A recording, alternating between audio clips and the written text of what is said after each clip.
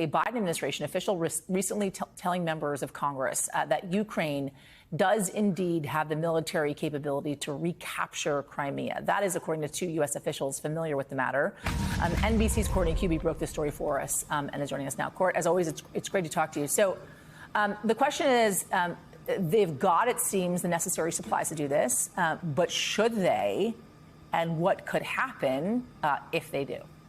That's right. So they have the capability, they have the equipment, as you said, that they would potentially need for this kind of an offensive, which I will say would be an extremely difficult offensive for the Ukrainians. But as you mentioned, Yasmin, there are some in the Biden administration who we spoke with who are concerned about any kind of future operation, a large-scale invasion or offensive against Crimea, because it is such a strategic area for Vladimir Putin, and some people have even described it as an almost emotional issue. They're worried that if, in fact, Vladimir Putin felt that his hold on Crimea was really threatened, that could be the backing in the corner that we've heard about for months, that could lead him to really escalate the conflict. Now, we should say at this point, and the escalation, the concern is it could be something like a dirty bomb or even some sort of a limited, low-yield nuclear weapon. Now, we should say at this point, the U.S. officials we spoke with said there are no indications that Russia is preparing to use either of those inside Ukraine. And in fact,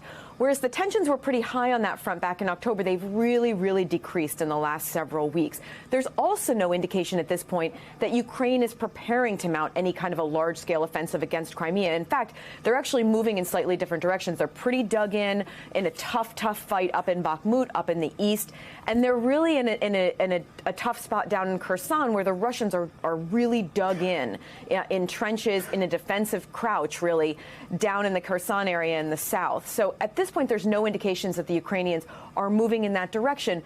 But it is something that Biden administrations are discussing, and there's a point in the future where they're concerned about this may become a reality, Yaz.